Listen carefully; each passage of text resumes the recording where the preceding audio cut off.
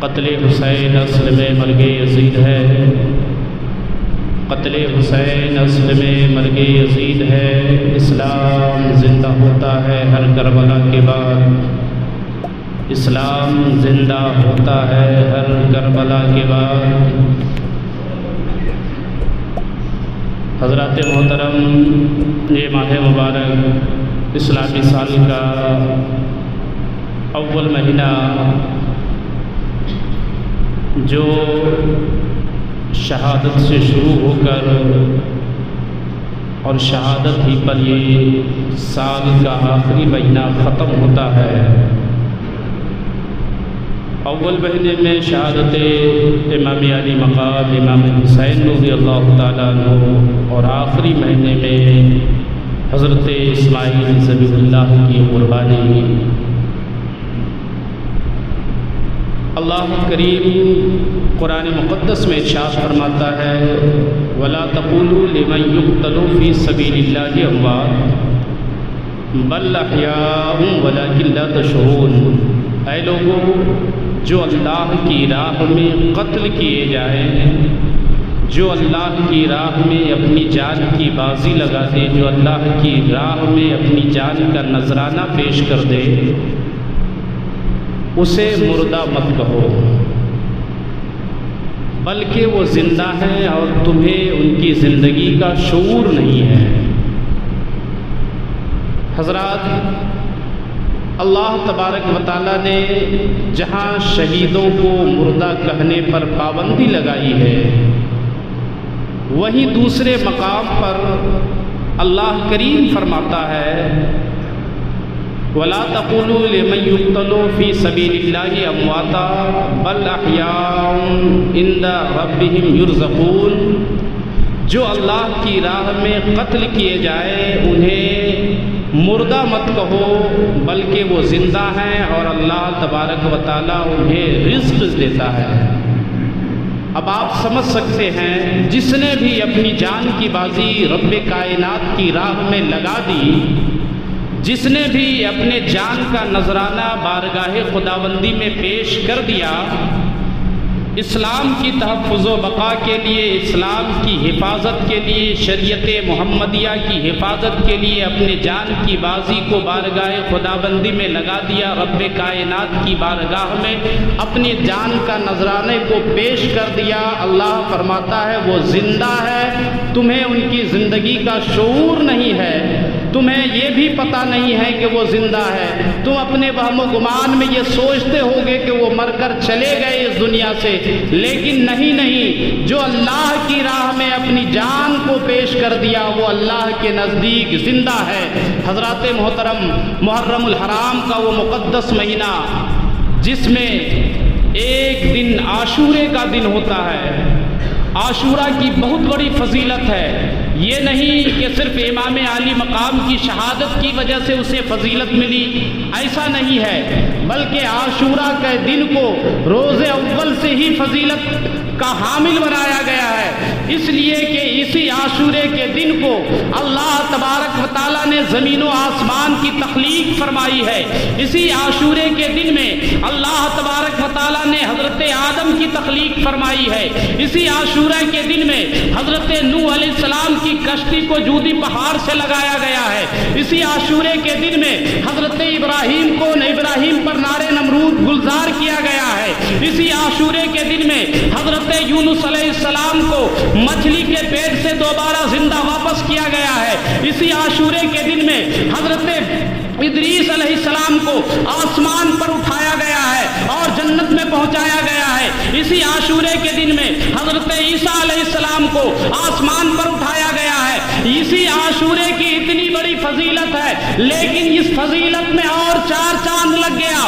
جب امام علی مقام رضی اللہ تعالیٰ عنہ نے اپنی گردن کو دین متین کی حفاظت کے لیے بارگاہ رب العالمین میں پیش کرتے ہوئے رب کائنات کی بارگاہ میں عرض کیا تھا، پروردگار عالم، تیرا حسین تیری بارگاہ میں اپنے بھائی کو لٹا دیا، اپنے بھتیجے کو لٹا دیا، اپنے بھانجے کو لٹا دیا، یہاں تک کہ 6 مہینے کے ننھے علی اصغر کو لٹا دیا۔ پروردگار عالم، کیا تو حسین سے خوش ہے یا نہیں؟ حسین سے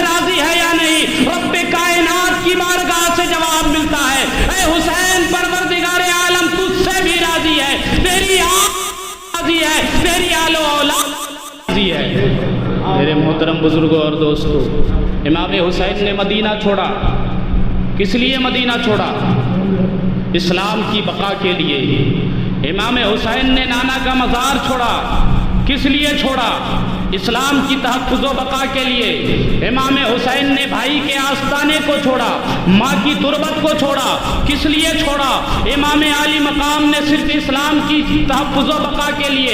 امام عالی مقام مدینہ منورہ سے نکلتے ہیں، مکہ المکرمہ پہنچتے ہیں۔ وہ مکہ المکرمہ جس مہینے میں امام عالی مقام مکہ المکرمہ کو چھوڑ رہے تھے، ساری کائنات کے لوگ خانہ کعبہ کا طواف کرنے مکہ المکرمہ حاضر ہو رہے تھے، لیکن امام عالی مقام نے اپنے حج کو نہ کیا، بلکہ دین متین کی حفاظت کے لیے مکہ المکرمہ سے نکلے، اور نکلنے کے بعد کوفہ کی راہ اختیار کیا۔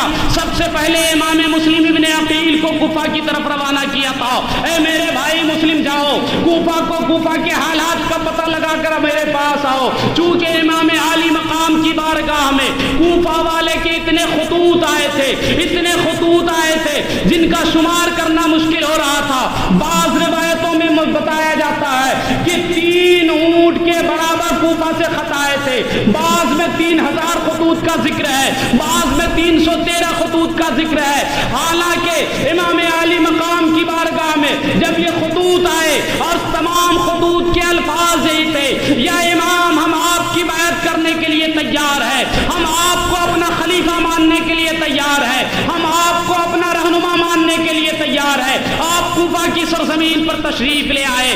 امام عالی مقام کو اصحاب مصطفیٰ نے منع کیا تھا، اے امام عالی مقام آپ نواسہ رسول ہیں، ہم نے سنا ہے کوفہ کے لوگ پرلے کے غدار ہوتے ہیں، وہ وہاں جا کر آپ کو دھوکہ دیں گے، ایسا کیجئے اپنا کوئی ایلچی وہاں پہلے روانہ کیجئے، وہ وہاں کے حالات کا جائزہ لے کر آپ کو باخبر کریں گے۔ حضرت امام عالی مقام رضی اللہ تعالیٰ عنہ نے حضرت امام مسلم کو بھیجا۔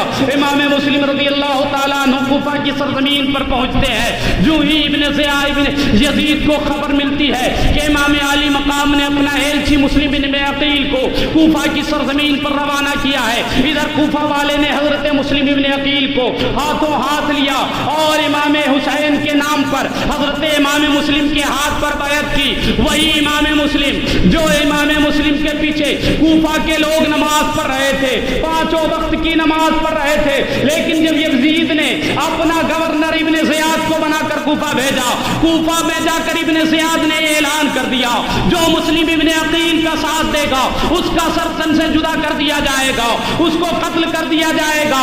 اب وہی لوگ جو امام عالی مقام کے نام پر حضرت امام مسلم کے ہاتھ پر بیعت کر چکے تھے، وہی لوگ امام مسلم کا ساتھ چھوڑ دیتے ہیں۔ نماز مغرب کا وقت ہے، کوفہ کی جامع مسجد بھری ہوئی ہے، امام مسلم مصلی امامت پر ہے، نماز ادا کیا، لیکن جو ہی سلام پھیرا، سلام پھیرنے کے بعد آپ کیا دیکھتے ہیں؟ کوفہ کی جامع مسجد خالی ہے، ایک بھی شخص نظر نہیں آ رہا ہے، ایک بوڑھا شخص ام ہانی ہے جو بیٹھا ہوا ہے۔ آپ نے اس سے پوچھا، اے چچا آپ کیوں رک گئے؟ سارے لوگ کہاں چلے گئے؟ کیا زمین کھا گئی ان کو یا آسمان نگل گیا؟ اس بوڑھے شخص نے جواب دیا تھا، اے مسلم ابن عقیل سنو، سارے لوگ ابن زیاد کے ڈر سے اپنے اپنے گھروں میں چھپ گئے ہیں، آپ کی بیعت کو توڑ چکے ہیں، میں رک گیا ہوں۔ امام مسلم نے کہا، چچا آپ کیوں رکے ہیں؟ آپ کس وجہ سے رکے ہیں؟ کہا میں صحابی رسول ہوں، میں نے نبی کونین سے سنا ہے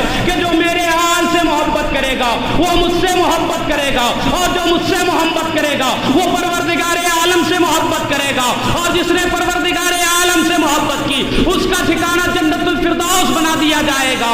میں نبی سے محبت کرتا ہوں، نبی کی آل سے بھی محبت کرتا ہوں، اس لیے میں رک گیا ہوں کہ تاکہ آپ کو اپنے گھر لے چلوں اور اپنے گھر میں آپ کو پناہ دے سکوں۔ میرے محترم بزرگوں اور دوستوں، اب ابن زیاد کو خبر لگتی ہے، امام مسلم کو بھی پکڑوا دیا جاتا ہے۔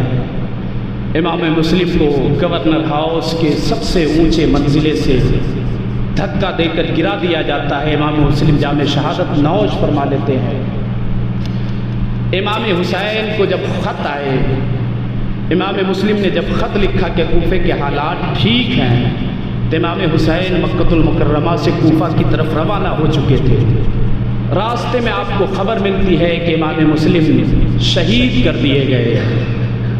حضرت امام عالی مقام نے فرمایا وہ خبر دینے والے ذرا پتہ تو صحیح، امام مسلم کو جب شہید کیا گیا تو امام مسلم کس حال میں تھے؟ امام مسلم کو جب شہید کیا گیا اور اسے کوفہ کے گورنر ہاؤس سے دھکا دے کر گرایا گیا، اس کے بعد امام مسلم کی لاش کو کوفہ کے گورنر ہاؤس پہ لٹکا دیا گیا تھا، اور کوفہ والوں کو یہ بتایا گیا تھا سنو جو بھی حسین ابن علی کا ساتھ دے گا اس کا یہی انجام ہوگا۔ کوفہ کے لوگ ڈر گئے تھے۔ خبر دینے والوں نے بتایا کہ امام مسلم کی لاش کو لٹکا دیا گیا ہے کوفہ کے گورنر ہاؤس پہ۔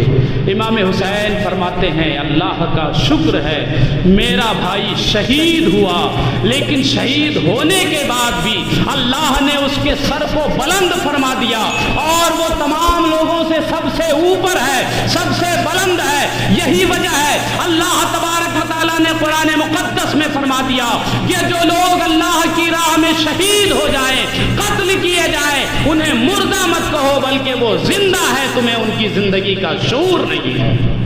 میرے محترم بزرگوں اور دوستوں، امام حسین رضی اللہ تعالیٰ عنہ چلے۔ حر بن یزید رباعی یزیدی فوج میں تھا، 3000 کا لشکر جرار لے کر امام حسین کو روکنے کے لیے پہنچا۔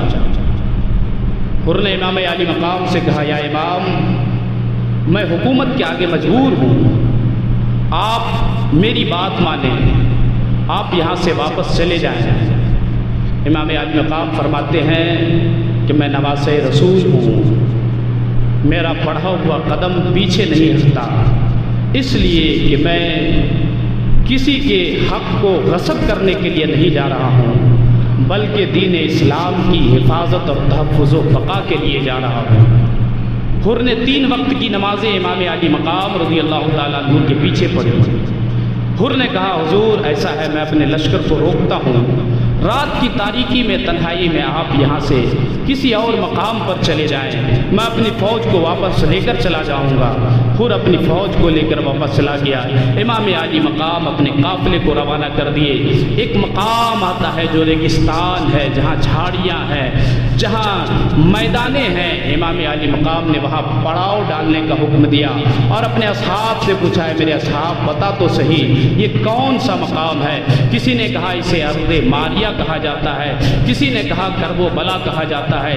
امام عالی مقام رضی اللہ تعالیٰ عنہ فرماتے ہیں یہیں پڑاؤ ڈال دو، یہی میرا آخری مقام ہے، اس لیے کہ نانا مصطفیٰ صلی اللہ تعالیٰ علیہ وسلم نے ہمیں جو خواب میں جس مقام میں رکنے اور ٹھہرنے کے لیے کہا تھا یہ وہی مقام ہے جسے میں نے خواب میں دیکھا تھا۔ میرے محترم بزرگوں اور دوستوں، کہنے کا مقصد یہ ہے کہ امام عالی مقام میدان کرب و بلا کیوں گئے، کس واسطے گئے؟ حق و باطل کی وہاں جنگ تھی۔ بعض لوگ کہہ دیتے ہیں کہ کفر و اسلام کی جنگ تھی، نہیں کفر و اسلام کی جنگ نہیں تھی، اس لیے کہ ادھر 22,000 کا لشکر جرار بھی کلمہ محمدی پڑھنے والا تھا، قرآن کی تلاوت کرنے والا تھا، نماز پڑھنے والا تھا، رکوع و سجدہ کرنے والا تھا۔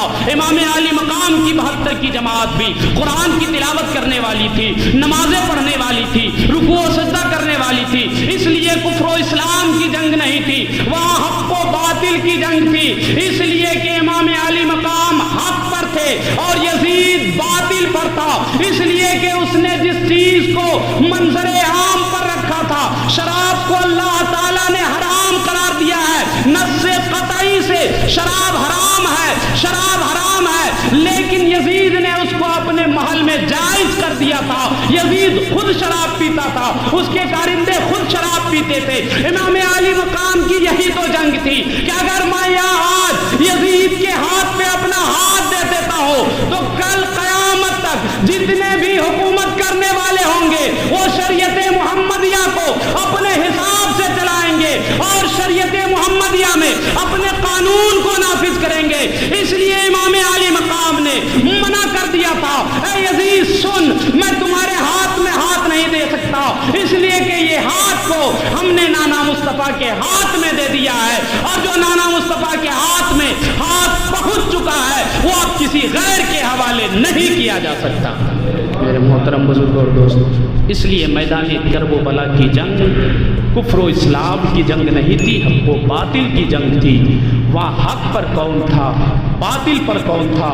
زمانے والے نے دیکھا، امام علی مقام نے اپنے سر کو بارگاہ خداوندی میں پیش کر کے دین اسلام کی آبیاری فرمائی اور حق کے پرچم کو بلند فرمایا۔ یزید زندہ رہ کر بھی اس کا نام لینے والا آج کوئی نظر نہیں آ رہا ہے، اس لیے کہ وہ باطل ہے۔ اور اللہ قرآن میں ارشاد فرماتا ہے جاء الحق وزهق الباطل، حق آ گیا باطل مٹ گیا، اور باطل کو مٹنا ہی تھا۔ اس لیے میرے محترم بزرگوں اور دوستو، امام عالی مقام کے فرامین جو ہے، کرب و بلا سے ہمیں جو سبق ملتا ہے، کرب و بلا سے جو ہمیں درس ملتا ہے، وہ یہی درس ملتا ہے کہ اے لوگوں سنو سنو، جہاں حق و باطل کا مقابلہ ہو وہاں تم حق کے ساتھ ہمیشہ دینا۔ اگر حق کے ساتھ دینے میں تمہیں جان کی بازی لگانی پڑے تو لگا دینا، اولاد کی بازی لگانی پڑے تو لگا دینا، مال کی بازی لگانی پڑے تو لگا دینا،